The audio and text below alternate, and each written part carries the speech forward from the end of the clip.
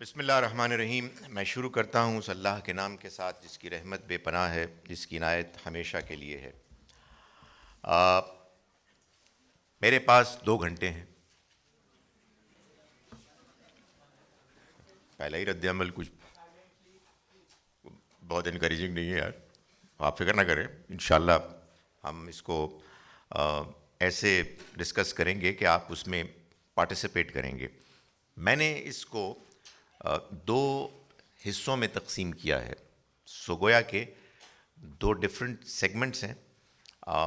میں دونوں سیگمنٹس کو 45 منٹ 40 منٹ تک اپنا لیکچر ڈیلیور کروں گا، اور اس کے بعد 20 منٹ آپ سے کویسچن آنسرز ہوں گے۔ تو اس میں جو پہلی جو پریزنٹیشن ہے اس کا عنوان ہے موریلٹی، لا اینڈ بلیفس۔ یہ کورس ہے سوشل اینڈ ریلیجس ٹالرنس پر، موریلٹی، لا اینڈ بلیفس۔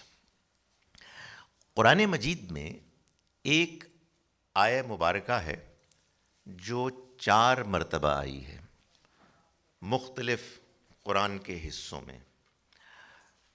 کوئی قرآن میں ایک بات بھی آ جائے تو وہ بڑی اہم ہوتی ہے، لیکن اگر وہی بات 4 مرتبہ بیان کی جائے تو آپ سمجھ سکتے ہیں کہ اس کی اہمیت کا کیا مقام ہوگا۔ میں سورہ جمعہ جو 62 سورہ ہے اس کی آیت نمبر 2 میں جو بات بیان ہوئی ہے، اور جگہوں پر بھی، میں اس کو لے کے اپنی بات کا آغاز کر رہا ہوں۔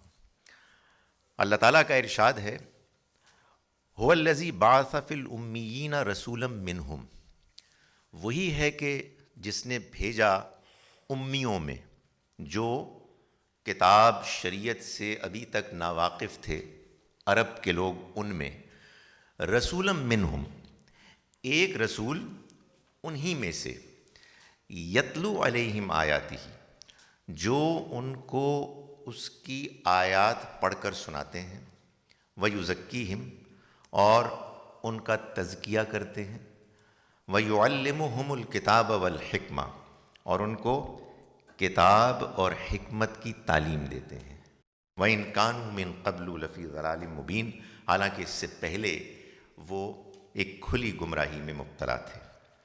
یہ آیہ مبارکہ ہے کہ جو در حقیقت یہ بیان کرتی ہے کہ دین ہم کو کہاں سے ملا ہے، دین میں کیا کیا چیزیں شامل ہیں، اور دین کا مقصد کیا ہے۔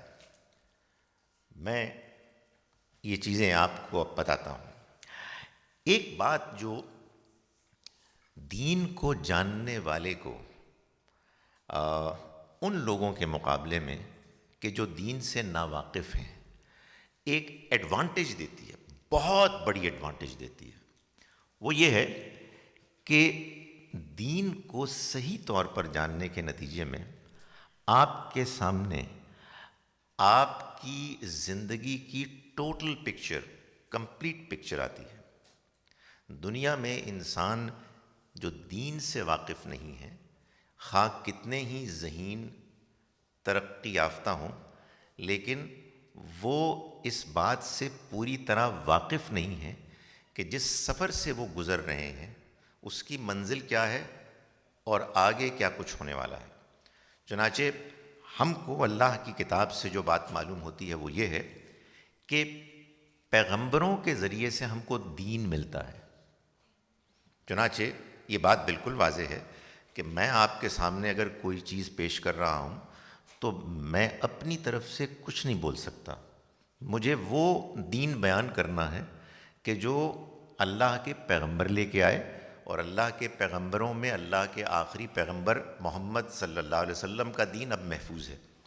تو دین کے علماء، اسکالرز کا کوئی کام نہیں ہے کہ وہ اپنی طرف سے کوئی بات کریں، انہیں اللہ کا دین پیش کرنا ہے۔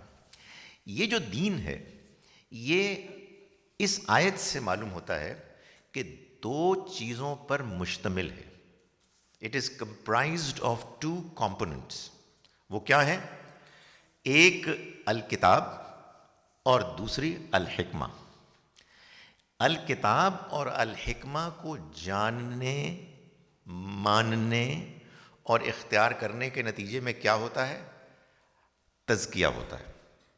یعنی یہ دین کو سمجھنے اور اختیار کرنے کا مقصد ہے، اس کے نتیجے میں تزکیہ ہوتا ہے، اور جس کا تزکیہ ہوگا وہی اللہ کی بنائی ہوئی اس دنیا میں داخل ہونے کا مستحق ہوگا، کہ جس کو ہم جنت کہتے ہیں، یعنی اصل کامیابی کی ہمیشہ کی زندگی۔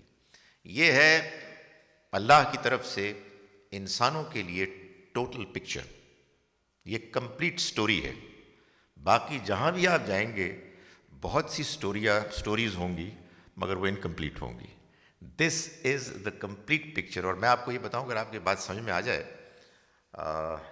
تو آدمی کے اندر یار یہ خواہش پیدا ہوتی ہے، یار میں خود بھی اس کو جانوں اور لوگوں کو بتاؤں کہ یار پوری بات سمجھو، اس لیے کہ ادھوری بات سے انسان اندھیرے میں ہوتا ہے، ناواقف ہوتا ہے۔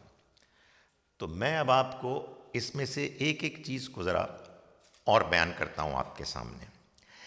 یہ جو اللہ کے پیغمبر دین پیش کرتے ہیں، جس کا ایک حصہ الکتاب ہے اور ایک حصہ الحکمہ ہے، تو پہلے الحکمہ کو لیجئے کہ یہ کیا ہے۔ الحکمہ در حقیقت اخلاقیات ہے، مورالٹی، صحیح اور غلط، اچھائی اور برائی، اس میں جو فرق کا احساس ہے اس کو مورالٹی کہتے ہیں، اس کو اخلاقیات کہتے ہیں۔ یعنی ہمیں پیدائشی طور پر ایک انڈرسٹینڈنگ، ایک علم ملا ہے تمام انسانوں کو، چاہے وہ سب کانٹیننٹ میں رہتے ہوں، امریکہ میں رہتے ہوں، کہیں رہتے ہوں، سب انسانوں کو، سب بچے جو اس دنیا میں آتے ہیں وہ یہ انڈرسٹینڈنگ لے کر آتے ہیں۔ اور آج کے دور میں بھی اور ماضی کے دور میں بھی، اور اگر مستقبل میں دنیا قائم رہتی ہے تب بھی، جو انسان بھی دنیا میں آئے گا، قرآن مجید کا بیان ہے کہ وہ اپنے اندر اخلاقی حس، انڈرسٹینڈنگ لے کر آتا ہے۔ چنانچہ قرآن نے اس کو بیان کیا ہے۔ ظاہر ہے یہ سوال پیدا ہوتا ہے کہ اس کو بیان کرنے کی ضرورت کیا ہے؟ بھائی جو بات آپ کو پہلے سے معلوم ہے اس کو تو بتانے کی ضرورت نہیں ہے، آگے چلنا چاہیے۔ یعنی جب آپ کوئی سبجیکٹ پڑھتے ہیں انگلش میں فار ایگزامپل، تو اے بی سی سے تو شروع نہیں کرتے نا، جو چیز پہلے سے معلوم ہے اس سے آگے بڑھتے ہیں۔ Why is it then that morality has been discussed in the Quran? Quran ہم کو یہ بتاتا ہے کہ اس کی وجہ یہ ہے کہ اگرچہ کہ انسان اخلاقیات سے واقف ہے، تمام انسان، لیکن وہ اس کو اگنور کرتے ہیں، نظر انداز کرتے ہیں، بھول جاتے ہیں۔ کیوں؟ اس لیے کہ اخلاق کے مطابق زندگی گزارنے میں کچھ چیلنجز ہیں، کچھ مشکلات ہیں۔ آدمی کو بعض اوقات قربانی دینی پڑتی ہے، بعض اوقات جو فوراً امیجیٹلی موجود ٹیمپٹیشنز، لالچ ہوتی ہے، اس کو چھوڑنا پڑتا ہے۔ تو آدمی جانتے ہوئے بھی کہ سچ بولنا صحیح ہے، اچھا ہے، مطلوب ہے، اور جھوٹ بولنا برا ہے، غیر مطلوب ہے، انسان پیسے کی خاطر، شہرت کی خاطر جھوٹ بولتا ہے۔ تو یہ انسان کے اندر ایک پرابلم ہے۔ تو چنانچہ اللہ کا پیغام جو کام کرتا ہے وہ یہ ہے کہ ہمیں یاد کراتا ہے، ہمیں ریمائنڈ کراتا ہے کہ جو اخلاقیات تمہارے اندر پیدائشی طور پر موجود ہیں وہ مطلوب ہیں۔ چنانچہ قرآن مجید نے اپنے بارے میں یہ کہا کہ قرآن الذکر ہے، قرآن ایک یاد دہانی ہے، کوئی تمہیں نئی بات بتانے نہیں آیا، انہی باتوں کو یاد کرانے کے لیے آیا ہے جو تم پہلے سے جانتے ہو۔ یہ بات قرآن نے بیان کی مثال کے طور پر سورہ بنی اسرائیل کی آیت نمبر 39 میں، 39 میں۔ پہلے 22 سے لے کر 39 آیات تک اللہ تعالیٰ نے وہ باتیں بیان کی کہ جو اخلاقیات ہیں، جن کو انسان پہلے سے جانتا ہے. وہ 10 باتیں ہیں کہ جو اس مقام پر بیان ہوئی ہیں. یہ وہی مقام ہے کہ جس کے بارے میں ہمارے ہاں بعض علماء کا یہ خیال ہے کہ یہ قرآن مجید کی 10 کمانڈمنٹس ہیں. معلوم ہے نا 10 کمانڈمنٹس، یعنی تورات میں 10 احکام ہیں، احکام عشرہ جن کو کہتے ہیں. تو قرآن مجید نے بھی اس کو بیان کیا، اس لیے کہ تورات بھی اللہ کی کتاب تھی اور قرآن بھی اللہ کی کتاب ہے. تو اس میں پیغام میں آپس میں یکسانیت تو ہوگی. تو اس میں جو 10 باتیں ہیں ان میں سب سے پہلی بات ہے کہ اللہ کے علاوہ کسی کی عبادت نہیں کی جائے گی، والدین کے ساتھ حسن سلوک کیا جائے گا، غریبوں کی، ضرورت مندوں کی مدد کے لیے اللہ کے راستے میں خرچ کیا جائے گا، شرم حیا کو قائم رکھا جائے گا، بے حیائی کو ختم کیا جائے گا، انسانی زندگی کی حرمت اور اہمیت کو اسٹیبلش کیا جائے گا، انسانی جان نہیں لی جا سکتی، یتیموں کے مال کی دیکھ بھال کی جائے گی، ان کی کمزوری کی وجہ سے ان کے ساتھ زیادتی نہیں کی جا سکتی، وعدہ پورا کیا جائے گا، کمٹمنٹس کو پورا کیا جائے گا، اپنے خیالات کو وہم اوہام پر مبنی نہیں رکھا جائے گا. جب ناپ تول میں کیا کریں گے آپ کمرشل اپنے ڈیلنگز میں، تو اس میں بے ایمانی نہیں کی جائے گی اور تکبر نہیں کیا جائے گا. یہ 10 بنیادی اخلاقیات کو بیان کرنے کے بعد قرآن مجید آیت نمبر 39 میں اللہ تعالیٰ فرماتے ہیں کہ ذالک مما اوحی الیک ربک من الحکمہ. یہ وہ باتیں ہیں کہ جن کی وحی کی آپ پر آپ کے رب نے حکمت کی کیٹیگری میں. تو چنانچہ وہ آیت میں آیا تھا نا کہ وہ کتاب اور حکمت کی تعلیم دیتے ہیں. تو حکمت سے مراد وہ اخلاقیات جن کو ہم سب جانتے ہیں، جو پوری انسانیت میں کامن ہیں، اور ہم کو اللہ نے اپنی کتاب میں اسی کے بارے میں ریمائنڈ کرایا ہے. تو یہ ایک چیز ہے کہ جس کو بیان کیا گیا، اور یہ دین کا ایک اہم موضوع ہے کہ ہم اچھے با اخلاق انسان بنیں. دیندار آدمی اگر با اخلاق نہیں ہے تو وہ دیندار نہیں ہو سکتا. اللہ کو ماننے والا، اس کی کتاب کو ماننے والا، اس کے پیغمبر کو ماننے والا اخلاقی طور پر اگر گرا ہوا ہے تو اس کی کوئی دینی بنیاد نہیں ہے، اس کی کوئی عبادت جو ہے وہ اللہ کے ہاں قابل قبول نہیں ہے. یہ قرآن میں، حدیث میں بہت بیان ہوا ہے. اخلاقیات ہیں جہاں سے اصل میں دین کا آغاز ہوتا ہے. دین کی بنیاد ہر انسان کے اندر اللہ تعالیٰ نے پیدائشی طور پر رکھی ہوئی ہے. اسی کے ساتھ ساتھ ایک دوسری چیز ہے، اور وہ ہے ایمانیات. یعنی حکمت کیا ہے؟ حکمہ جو اس آیت میں بیان ہوئی، اخلاقیات اور ایمانیات. یہ کیسے معلوم ہوا؟ سورہ شورا، سورہ نمبر 38 اس کی آیت نمبر 52 میں 52 میں اللہ تعالیٰ نبی اکرم صلی اللہ علیہ وسلم کو خطاب کر کے فرما رہے ہیں کہ ما تدری مل کتاب ولل ایمان. آپ تو نہ کتاب سے واقف تھے نہ ایمان سے واقف تھے. یعنی ایک جگہ کہا گیا الکتاب والحکمہ، اور اس آیت میں حکمت کی جگہ ایمان بیان ہو گیا. کیوں آپ سیریس نہیں میڈم؟ میں آپ بڑی دور سے آپ کو پڑھانے کے لیے آیا ہوں اور اللہ کی کتاب بیان کر رہا ہوں اور آپ ہنس رہے ہیں. پلیز، یہ جو اخلاق کے خلاف ہے یہ بات. تو یہ جو حکمت ہے اس کی جگہ یہاں لفظ استعمال ہوا ایمان. تو معلوم ہوا کہ حکمت اخلاق بھی ہے اور حکمت ایمان بھی ہے. تو آپ کہیں گے نہیں، دونوں ایک ساتھ کیسے ہو سکتے ہیں؟ آپ ان دونوں میں پہلے تعلق بیان کریں. تو اب میں آپ کو یہ بتاتا ہوں کہ یہ جو آپ کے ایمانیات ہیں یہ آپ کے اخلاقیات ہی کے ساتھ جڑے ہوئے ہیں. اس لیے کہ اگر آپ اخلاق کو مانیں گے نا تو پھر کچھ سوال پیدا ہوں گے. یہ سوال پیدا ہوگا کہ یہ اخلاقیات آئے کہاں سے؟ یہ سوال پیدا ہوگا کہ یہ اخلاقیات اگر مل گئے ہیں تو وجہ کیا ہے اس کی؟ یہ کیوں مجھے میرا ضمیر تنگ کرتا رہتا ہے کہ تمہیں ٹھیک بات کرنی ہے اور غلط بات نہیں کرنی. تو اس کا جواب ملے گا آپ کو ایمانیات سے. مثال کے طور پر یہ بات کہ یہ کیا ماجرا ہے کہ ہم سب انسان ایک ہی اصول مانتے ہیں کہ بھائی انصاف ہونا چاہیے مثال کے طور پر, کہ سچ بولنا چاہیے مثال کے طور پر. یہ کیوں ہے؟ اس لیے کہ سب کو اللہ نے بنایا, ایک خالق ہے جس نے ہم سب کی شخصیت کو ڈیزائن کیا ہے.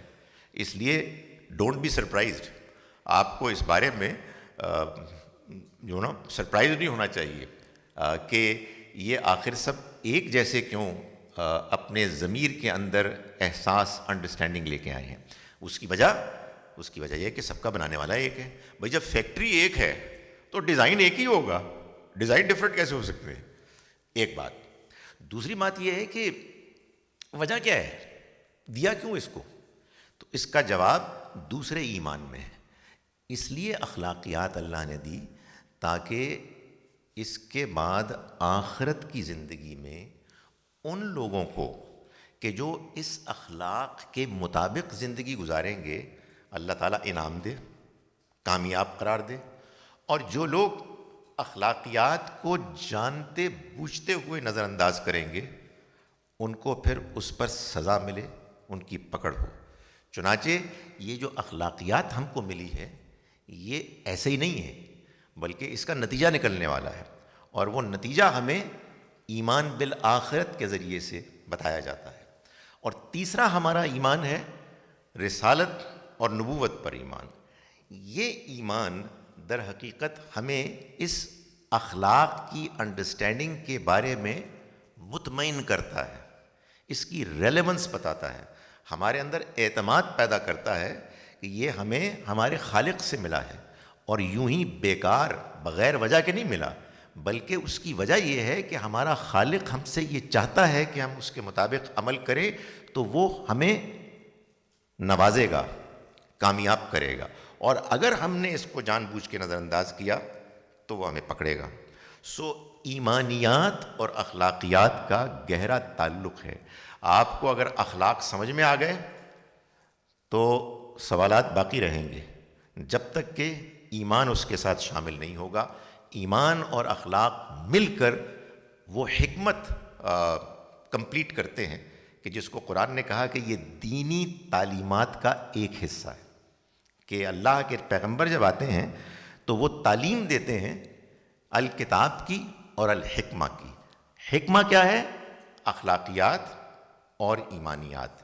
اور ان دونوں سے ہم کو جو ایک روشنی ملتی ہے اس کے نتیجے میں ہم بااخلاق انسان بنتے ہیں. ہمارے اندر اخلاقیات کے بارے میں سنجیدگی ہوتی ہے. ہم اس کے بارے میں یہ رویہ اختیار نہیں کر سکتے کہ اگر ہم نہ بھی بااخلاق ہوں تو اس سے کیا فرق پڑتا ہے, اس لیے کہ ہم جانتے ہیں کہ ہمیں اس کے بارے میں جواب دہ ہونا ہوگا, اور ہمارا رب اس سے ناراض ہوتا ہے کہ ہم اگر اخلاق کے تقاضوں کو نظر انداز کریں. دوسری چیز جو ہے وہ کتاب ہے.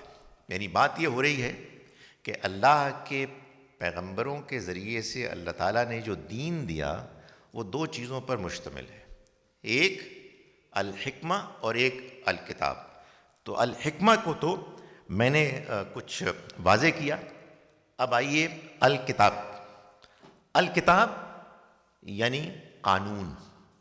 ویسے تو کتاب ہوتی ہے جس کو آپ پڑھتے ہیں, لیکن آپ جانتے ہیں نا کہ ہر زبان میں ایک ہی لفظ کے بعض اوقات ایک سے زیادہ معنی ہوتے ہیں. کئی ایسے الفاظ ہوتے ہیں کہ جو لفظ ایک ہی ہے لیکن مفہوم ایک سے زیادہ ہے. جیسے مثال کے طور پر آپ دیکھیں عربی کا لفظ ہے عین. عین یہ نون عین, اس سے مراد آنکھ بھی ہے.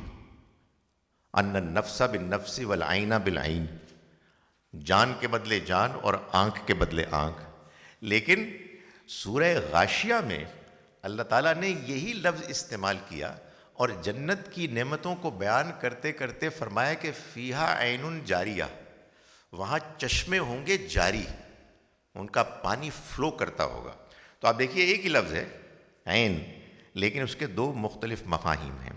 تو آپ کیا کریں گے کہ جب کوئی ایسا لفظ آ جائے آپ کے سامنے جس کے بارے میں آپ جانتے ہیں کہ وہ ایک سے زیادہ مفاہیم پر مشتمل ہے، اس کی یوسیج، اس کا استعمال، آپ کانٹیکسٹ دیکھیں گے، سیاق و سباق دیکھیں گے.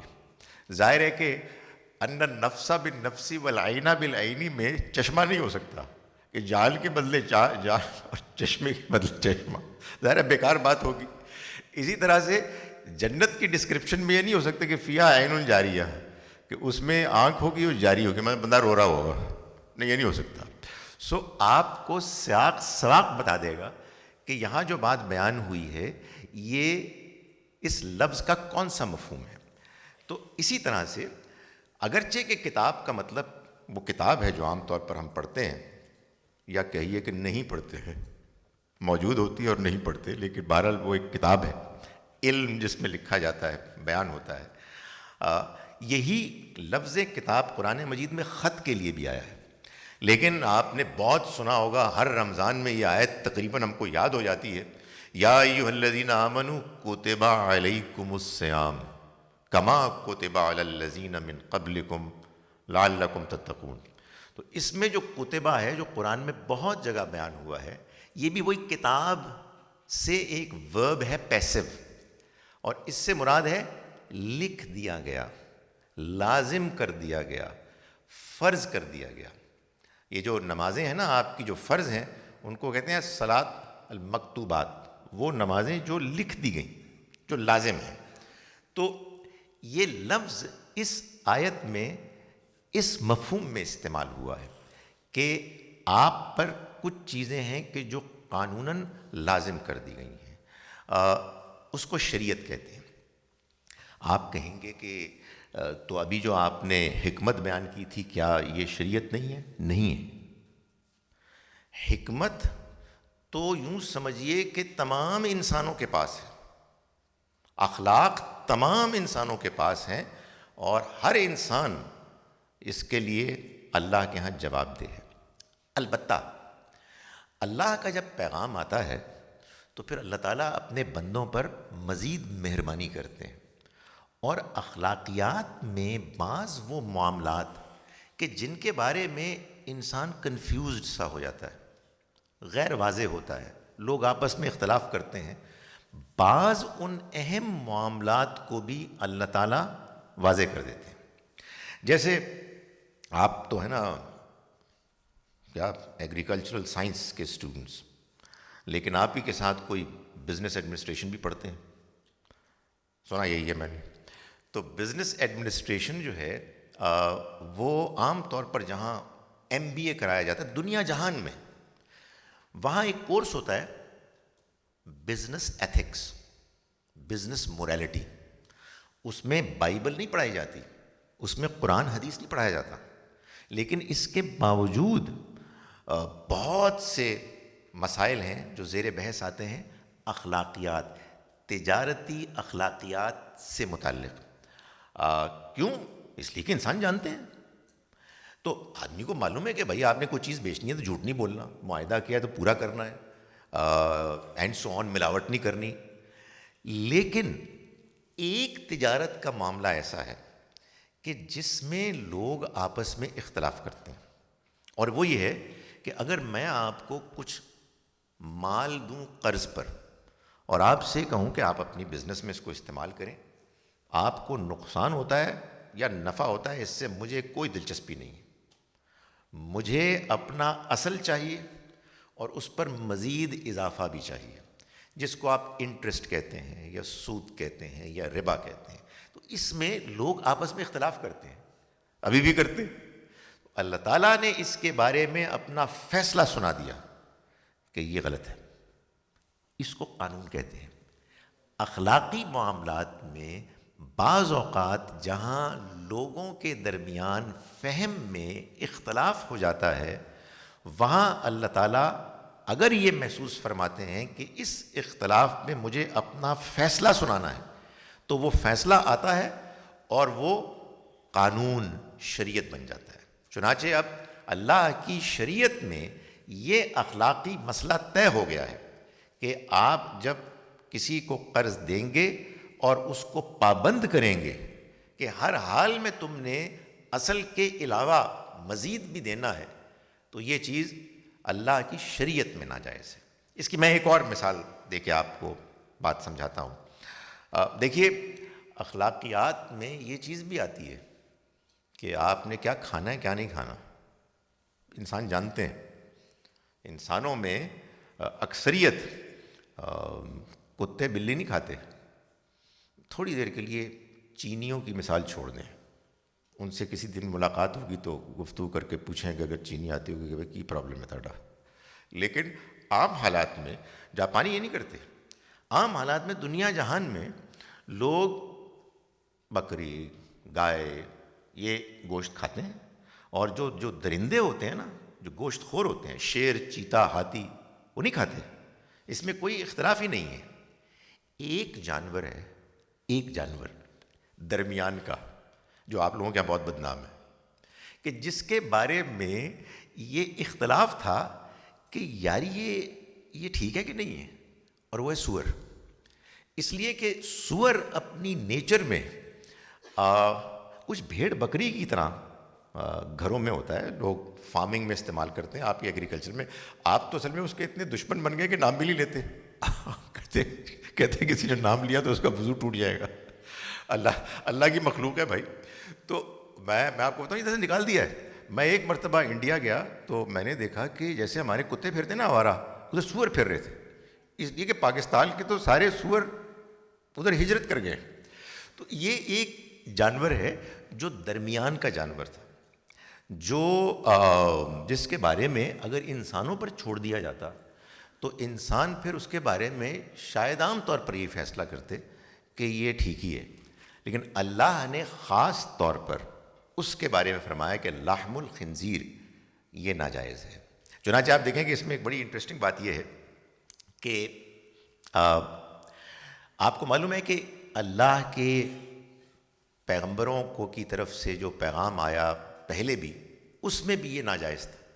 موسیٰ علیہ السلام کی شریعت میں بھی سور کا گوشت ناجائز تھا، مگر مسیح علیہ السلام جنہوں نے کہ یہ اعلان کیا تھا کہ میں موسیٰ علیہ السلام کے قانون کی پابندی کرنے اور کروانے کے لیے آیا ہوں، اس قانون میں کوئی تبدیلی نہیں آئے گی۔ لیکن ان کے دنیا سے رخصت ہو جانے کے بعد مسیحیوں نے بڑی تعداد میں سینٹ پال کی زیر قیادت یہ فیصلہ کیا کہ اب وہ موسوی شریعت کے پابند نہیں ہیں۔ یہ مسیحیوں نے فیصلہ کیا۔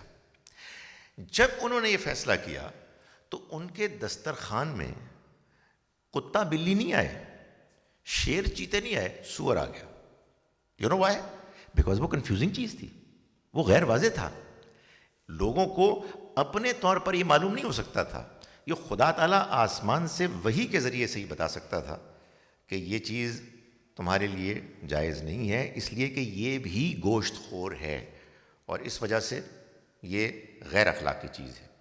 تو میں گزارش یہ کر رہا ہوں کہ اس کو شریعت کہتے ہیں، جو حکمت اخلاقیات کے علاوہ ہے، جو اللہ کی طرف سے وہ قانون ہے کہ جو اللہ تعالیٰ بیان فرماتے ہیں ان معاملات کے لیے کہ جن معاملات میں انسان از خود نہیں جان سکتا، کنفیوز رہے گا، بحث کرتا رہے گا۔ تو اللہ نے ہم کو جو دین دیا اپنے پیغمبر صلی اللہ علیہ وسلم کے ذریعے سے، وہ کتاب اور حکمت پر مشتمل ہے۔ حکمت تو پہلے سے معلوم ہے، اخلاقیات، دین نے آ کر دینی تعلیمات نے اس کو اور نمایاں کیا اور واضح کیا، اور وہ بنیاد کے جو ایمانیات کی ہے اس کو اس کے ساتھ ریلیٹ کر دیا تاکہ ہمارے لیے بااخلاق انسان بننے کا امکان اور زیادہ نمایاں ہو جائے، اور ان معاملات میں بھی اخلاق کو واضح کیا کہ جن معاملات میں انسان خود سے غیر واضح تھا، یعنی اس کو شریعت دی، اس کو قانون دیا۔ ہمارے ہاں اللہ تعالیٰ نے یہ بیان کیا کہ یہ شریعت اللہ نے دیا یہ کوئی بہت مشکل نہیں ہے، یہ کوئی بہت لمبی چوڑی نہیں ہے، بلکہ چند چیزیں تاکہ تمہاری زندگی آسان ہو۔ یرید اللہ بکم الیسر، اللہ تمہارے لیے آسانیاں چاہتا ہے، ولا یرید بکم العسر، وہ تمہارے لیے مشکلات نہیں چاہتا۔ ہوا یہ کہ اس شریعت کو لوگوں نے سمجھا، علماء نے سمجھا، مختلف علماء نے اپنی اپنی اوپینینز فارم کی، انہوں نے کچھ اصول بیان کیے، کچھ اور اس کو ایکسپینڈ کر کے اپلائی کیا، اور فقہیں بن گئیں۔ لوگ اب فقہ کو بھی شریعت سمجھتے ہیں۔ فقہ علماء کی انڈرسٹینڈنگ ہے جو اپنی تفصیل میں بہت لمبی ہو گئی ہے، بہت پھیل گئی ہے، اور شریعت وہ احکام ہیں چند کہ جو قرآن سنت میں بیان ہوئے ہیں، جو اللہ تعالیٰ نے اس لیے بیان کیے ہیں ان معاملات میں کہ جن معاملات میں انسان غیر واضح ہے اخلاق میں، ان کو واضح کیا جائے۔ تو یہ ہے کتاب۔ ان سب کا مقصد کیا ہے؟ اس کا مقصد ہے تزکیہ، یعنی پیوریفیکیشن اینڈ پروگریس۔ تزکیے کے مفہوم میں دو چیزیں شامل ہیں، ایک پاکیزگی اور ایک بڑھوتی، اضافہ۔ ہم تمام انسان جو اس دنیا میں آئے ہیں اپنے اندر بے پناہ صلاحیت لے کر آئے ہیں کہ ہماری پروگریس ہو، امپروومنٹ ہو، ہم ترقی کریں۔ کس چیز میں؟ اخلاقیات میں اور روحانیت میں۔ ہم بہت اچھے انسان بن سکتے ہیں اور ہم اللہ کے بہت قریب آ سکتے ہیں اس دنیا میں رہتے ہوئے۔ یہ ہم سب کا پوٹینشل ہے، ہم سب کو اللہ نے ایسی شخصیت دی ہوئی ہے۔ لیکن ہوتا کیا ہے، ہمارے سامنے لالچ ہوتی ہے، ہمارے سامنے رکاوٹیں ہوتی ہیں، طرح طرح کی دنیاوی رکاوٹیں ہیں، ہمارے اپنے اندر کی انا ہے، اور بہت سی ایسی چیزیں ہیں کہ جن میں ہماری نفس کی کمزوری ہمیں مائل کرتی ہے۔ تو اللہ کا دین کیا کرتا ہے؟ اللہ کا دین ہم کو حکمت اور کتاب کی تعلیم دے کر ہمارے اندر ان کمزوریوں کو دور کرتا ہے، اور اس کے نتیجے میں جو ہمارے اندر پروگریس، ترقی کا امکان ہے، اس کو کھول دیتا ہے۔ یہ بالکل ایسے ہی ہے جیسے کہ آپ کے پاس ایک انجن ہے، ایک گاڑی ہے جو بہت تیز چل سکتی ہے، لیکن مشکل یہ ہے کہ بریک لگی ہوئی ہے، پھنسی ہوئی ہے۔ تو آپ نے اس بریک کو ریلیز کیا اور اس انجن کو تیز دوڑنے کا موقع دے دیا۔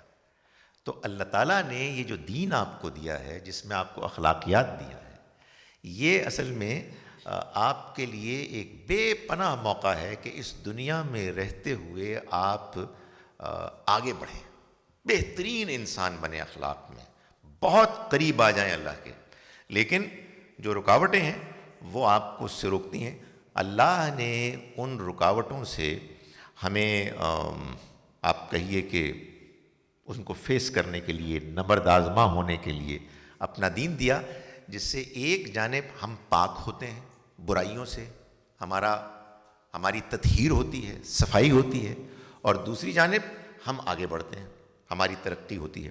چنانچہ مثال کے طور پر سورہ توبہ میں ایک جگہ اللہ تعالیٰ نے نبی اکرم صلی اللہ علیہ وسلم کو یہ رہنمائی فرمائی کہ آپ کے ساتھ جو لوگ ہیں ان میں سے بعض لوگ کمزور ہیں، اچھے کام بھی کرتے ہیں لیکن برے کام بھی کرتے ہیں۔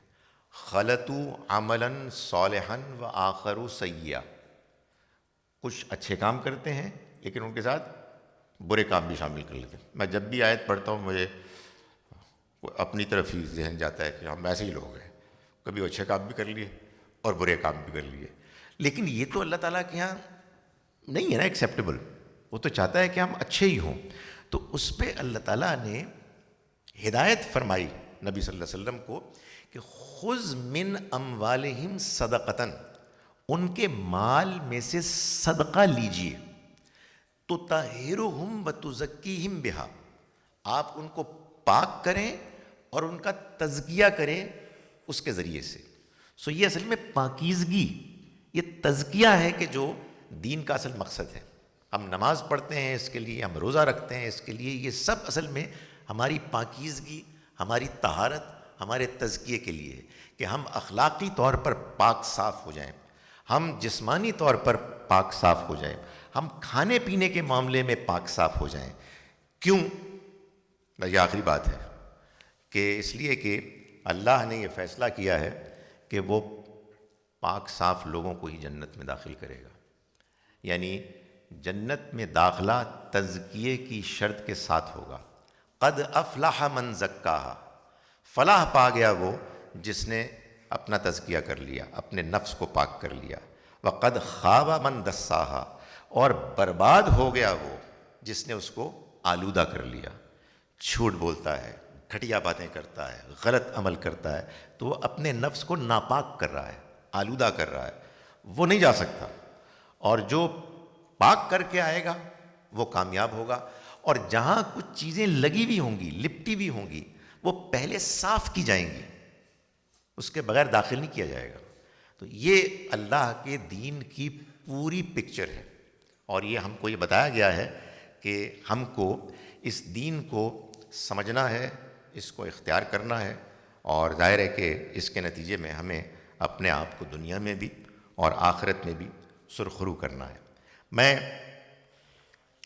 آخر میں جو کنکلوژن بیان کر رہا ہوں وہ یہ ہے کہ the message of Islam is based on of نہیں morality which is a God given understanding of what is right from what is wrong. یعنی جو کنکلوژن ہے، جو اس پوری گفتگو کا نتیجہ ہے، وہ یہ ہے کہ ہمارا دین پورے کا پورا اخلاقیات پر مبنی ہے.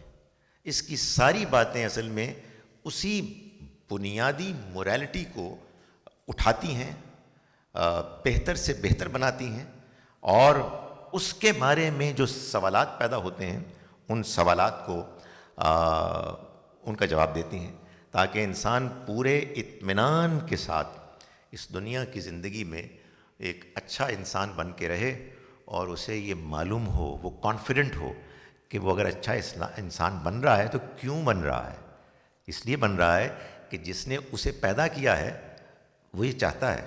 اسی لیے اس کا ضمیر مطمئن ہوتا ہے جب وہ اچھے کام کرتا ہے، اور اس نے یہ فیصلہ کیا ہے کہ وہ اپنے ان بندوں کو نوازے گا، کامیاب کرے گا کہ جو اس دنیا میں بااخلاق ہو کے رہیں گے، اور وہ ان لوگوں کو پکڑے گا کہ جو اللہ کی دی ہوئی اس اخلاقی حس اور رہنمائی کو جانتے بوجھتے ہوئے نظر انداز کر رہے تھے.